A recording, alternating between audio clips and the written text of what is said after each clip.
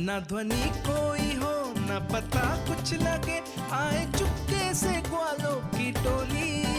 चाहे कितना बचाओ छिपाओ कहीं, सारा मक्खन ये कर जाए खाली। मुख से तो लगता है सरल ये बड़ा भीतर से चंचल ये छल से भरा है ये नटखट बड़ा चिकचोर।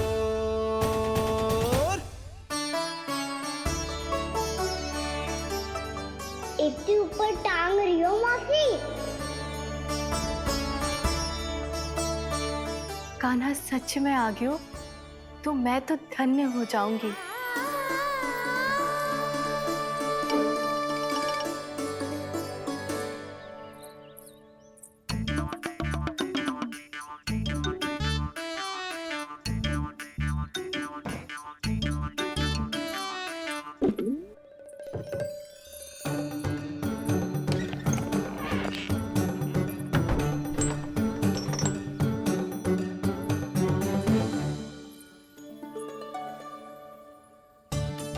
मन तो करता है सारा दूध दही माखन उसे बुलाकर अपने हाथों से खिला दूं। मुझे बुलाना भी चाहती हो और अनजाने में मेरे लिए कठिनाई भी बढ़ा रही हो।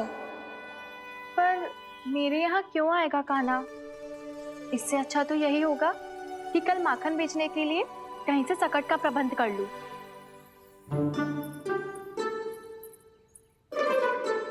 छुप जाओ छुप जाओ।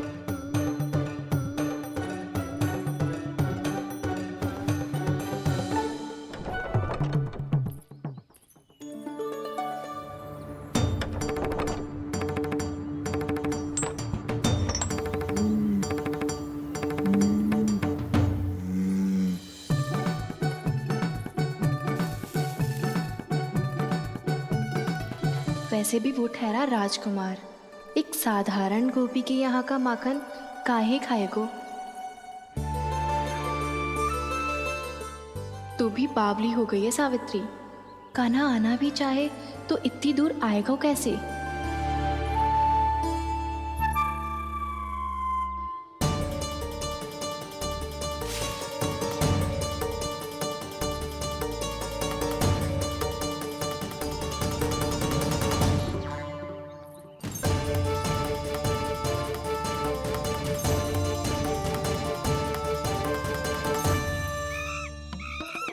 ओ मैया,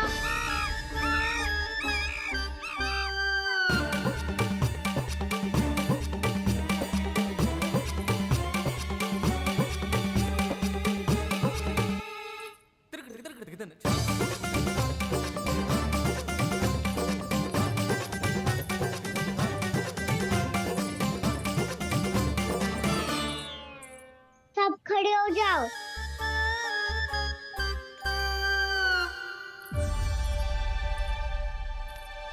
सच्ची मैं भी कितनी बावली हो गई हूँ ना। जब नंद भवन की ओर जा ही रही हूँ तो कान्हा के लिए थोड़ा सा माखन ले जाती हूँ।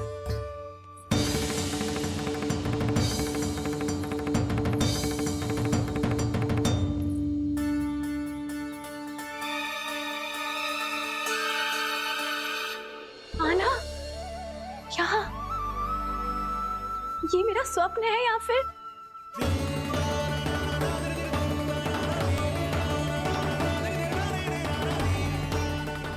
ये सारे बालक यहाँ क्या कर रहे हैं कान्हा के साथ?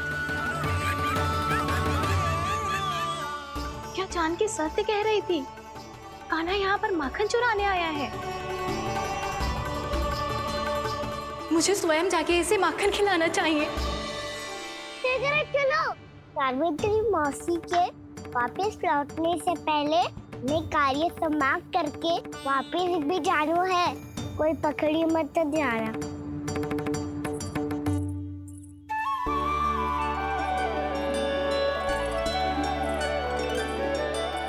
ये मुझे देख के भागो तो ना ना, ये जो कर रहा है जैसे कर रहा है मुझे करने देना चाहिए।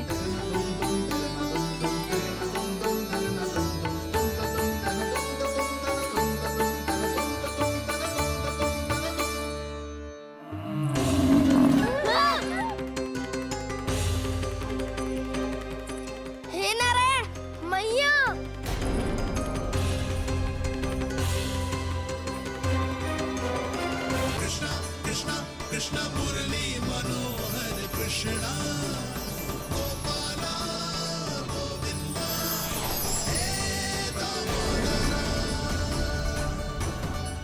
भाग्य?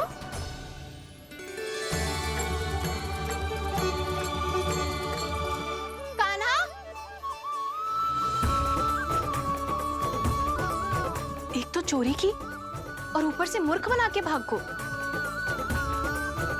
ये ठीक ना है। मुझे यशोदा जीजी को बताना ही होगा, और वो भी इसके घर पहुंचने से पहले।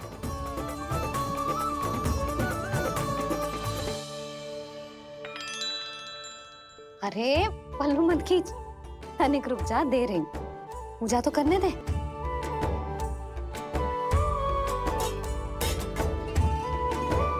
ले, अब जितना मन करे उतना प्रसाद खा।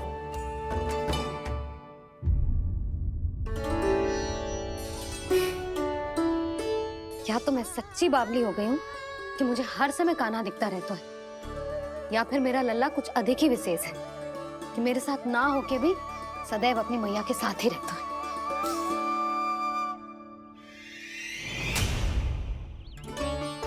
आज तो कैसे प्राण बचे नारायण ही जानते हैं। मैं तो पाऊ को सिर पर लेके ऐसे सरपट भागो कि पूरे गोकुल में बड़ बोले। इस समय तो बड़ी बड़ी मत हाको, पर असली लाभ तो वानर महाराज ने उठाया है। पूरी की पूरी मटकी अकेले लेके निकल लिए। ये हमारी प्रतीक्षा कर रहा था ताकि हम माखन बांट सके। हमारे साथ ना दाऊ, उनके साथ।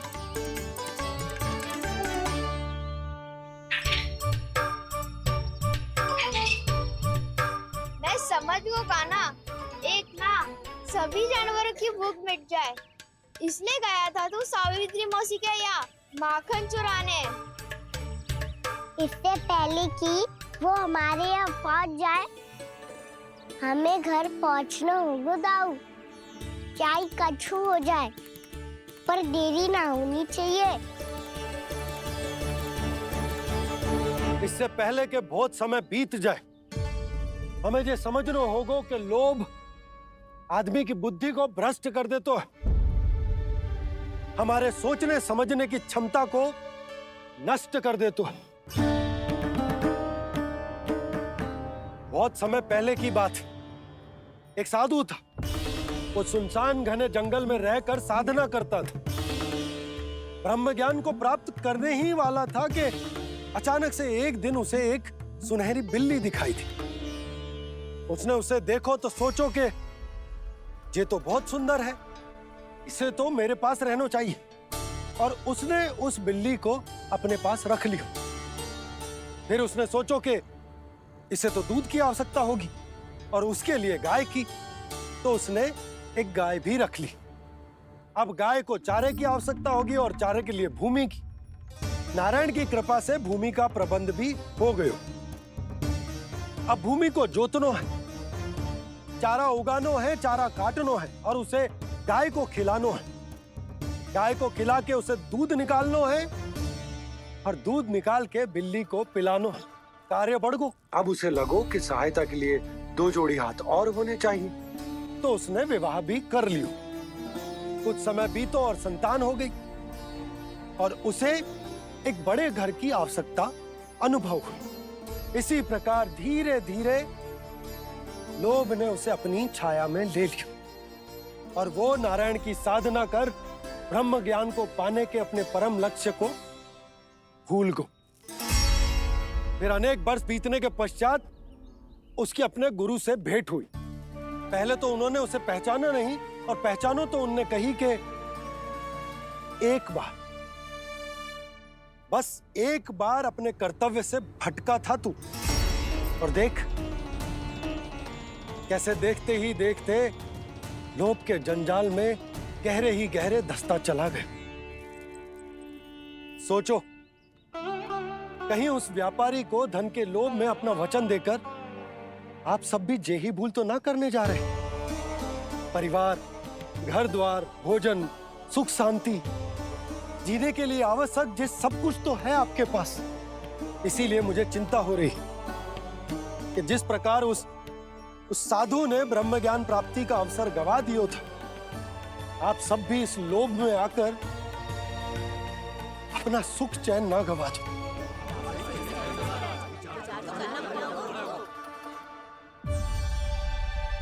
लग तो है बात सबको समझ आ रही है। भाभी आसानी से ना मिलने देंगी कान्हा से, पर उसे देखे बिना रहा भी तो ना जा रहे मुझसे। कहाँ है वो? मुझ पे बहुत क्रोध है उन्हें, इतने शीघ्र शांत ना होगा। उन्हें मनाना तो पड़ेगा ताकि मैं नंद भवन में फिर से बिना किसी रोक टोक के आ जा सकूं। पर क्या बोलूं, कैसे मनाऊं उन्हें?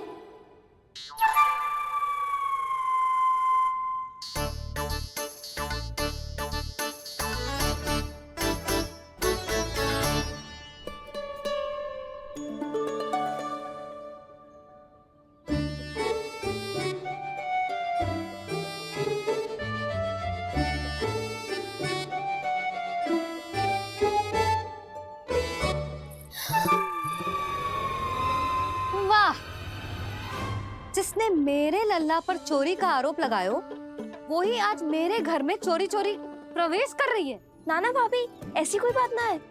मैं तो बस ये देखने आई थी कि जसोदा भाभी का क्रोध शांत हुआ कि ना? सुन ले जानकी, मेरा क्रोध उसी दिन शांत होगा जिस दिन तू सारी गोपियों के सामने मेरे कान्हा पर लगाया आरोप वापस लेगी। चोरी करेगा तो आरोप ही लगेगा ना जीजी। फिर से आरोप? सावित्री, तू भी? कल तक मुझे ये थोड़ी पता था जीजी कि आपका कान्हा सच्ची में माखन चोरी में पारंगत है। आशा करता हूं कि आप सभी को नंदराज का विचार और संदेश सही से समझ आगो होगो।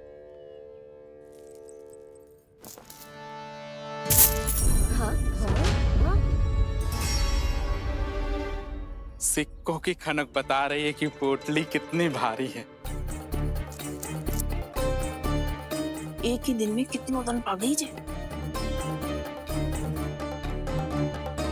हमें भी इससे अधिक धन अर्जित करना होगा, तभी तो हम अपने उज्जवल का भविष्य उज्जवल कर पाएंगे। पहली बार कछु बुद्धि की बात की है तूने। नंदराज, हमारे मन में आपका बहुत सम्मान है, पर हम जो करना चाह रहे हैं वो लोभ ना है, वो तो विकास है। हाँ नंदराज, हम अपना और अपने संतानों का भला बुरा सोचे बिना कब तक अपना जीवन इस प्रकार जीते रहेंगे? फिर पिछले 4 वर्षों से हमने आपको कर भी तो ना दियो है। मुझे तो लगता है कि नंदराज की बातों पर शांति से सोच विचार के बाद ही कुछ निर्णय लेना चाहिए। ऐसा मौका बार बार ना आता। नहीं, हमें सोच विचार कर निर्णय लेना है सबने।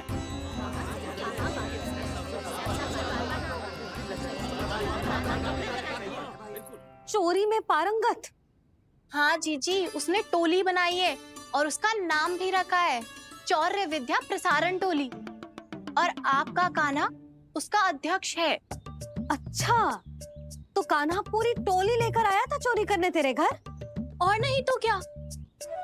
पर एक बात बताओ जीजी, मेरे बलदर को देखकर किसी का साहस ना हुआ भीतर जाने का, पर आपका कान्हा इतना साहसी है कि बिना भयभीत हुए इतने भयंकर बैल के निकट चले गए। सच्ची? और तेरे रक्षक बैल ने कुछ ना किया उसे? है ना अचरज की बात। क्रोध के स्थान पर वो तो उसके सामने ऐसे झुको जैसे कि प्रणाम कर रहा है। हैं? और जीजी, आपका कान्हा साहसी ही ना, बहुत चतुर भी है। मैंने मटकियां बहुत ऊपर लटकाई थी, पर बताओ कि बिना चौकी के मटकी को नीचे उतारने का उपाय किसने ढूंढा? किसने? आपके चतुर कान्हा ने। उसने अपने सखाओं को पर्वत बनायो और एक पक्के सेनापति की तरह बिना भयभीत हुए उनके ऊपर चढ़ गयो और मटकियां उतारने लगो। और एक ही ना, तीनों की तीनों मटकियां उतार ली।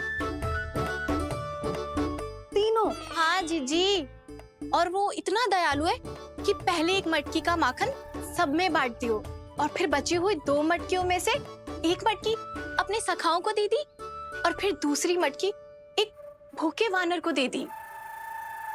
और फिर जब मैं उसके सामने जाके प्रश्न करने लगी तो उसने मुझे अपने तर्कों के जाल में उलझाया और बड़ी आसानी से सिद्ध कर दिया कि वो तो परोपकार कर रहा था। मैं तो देखती ही रह गई और शब्द तो ऐसे झड़ते हैं मुंह से जैसे कि फूल। रुक जा सावित्री, पहले तू ये निर्णय ले ले कि तू मेरे लल्ला का गुणगान करने आई है कि उसकी निंदा करने। निंदा करने ही आई हूँ जीजी। जानकी सत्य कह रही थी, आपका कान्हा माखन चोर ही है और बलराम के साथ भागा था। बलराम क्यों? वो तो साक्षात गरुड़ देव की पीठ पे बैठ के उड़ के आयो है, तभी तो तुझसे बहुत पहले आके यहाँ बैठ गओ ना। कान्हा के निकट जाने का प्रयास भी मत ही करना। पहले मेरे लल्ला पर आरोप लगाती हो, फिर उससे मिलना भी चाहती हो।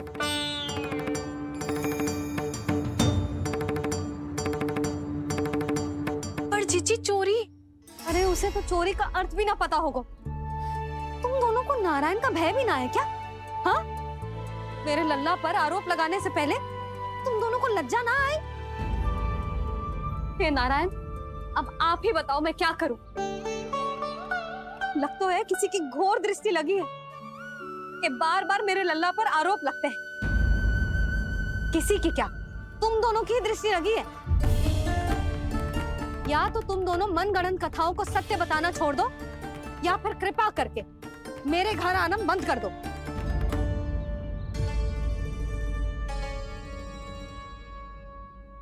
अब दोनों मुंह क्या ताक रही हो? हाँ, जाओ यहां से। और तुम दोनों नंद जी की सभा में क्यों ना गई? हाँ,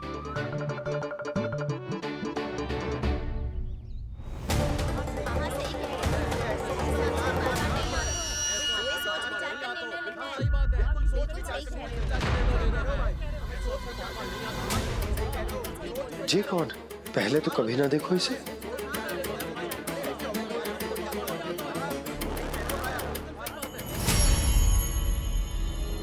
कहाँ को? बस करो।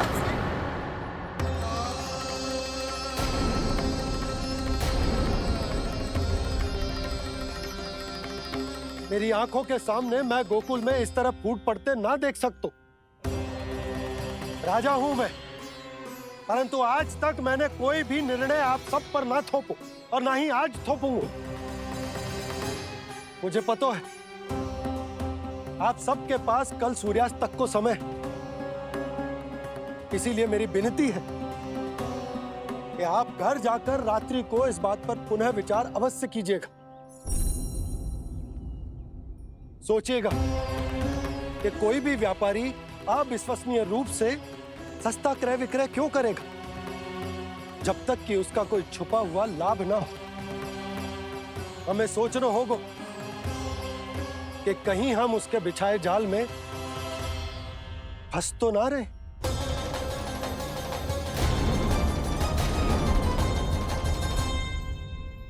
बच गए भैया, जैसे तैसे ही सही, पर समय से पहले पहुंच ही गए हो।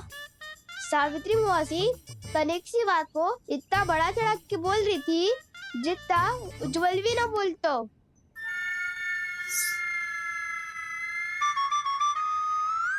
वैसे आनंद तो बहुत आयो, सच्ची।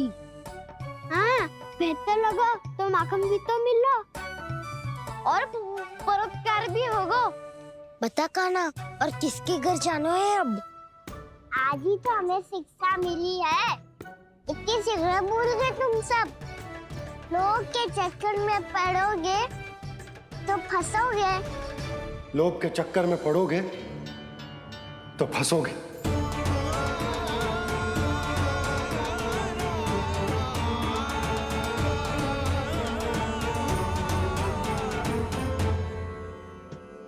चोर, चोर कह रही है मेरे निर्दोष से बालक को। अब तो इन दोनों ने अति ही कर दी है।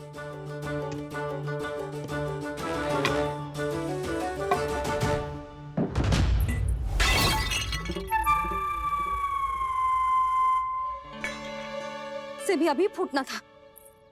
वैसे ही मैं इतनी चिंतित हूं। कैसे समझाऊं इन गांव वालों को?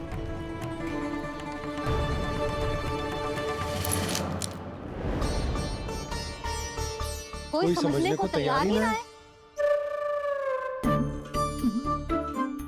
लगता है सबकी बुद्धि भ्रष्ट हो गई है। सही कह रही हो यशोदा तुम।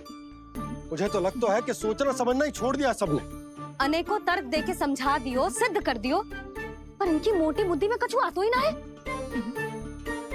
यशोदा, तुम तो तर्क की कह रही हो, मैंने तो उदाहरण देकर समझाने को प्रयास किया, पर अपनी बुद्धि के आगे कछु ना समझ में आ रहा इन गांव वालों को।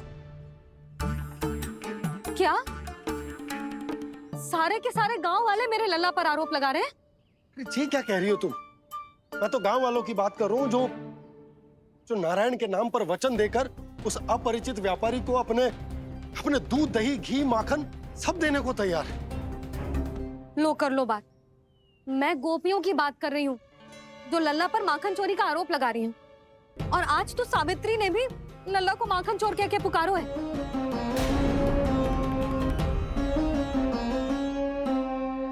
सावधान यशोदा, कहीं बड़ा होकर माखन चोर ना बन जाइए। अच्छा, ये सब आप छोड़ो, स्त्रियों की बात है, मैं संभाल लूंगी। आप ये बताओ, सभा में क्या हुआ? गोकुल में फूट पड़ गई यशोदा, लोभ की फूट।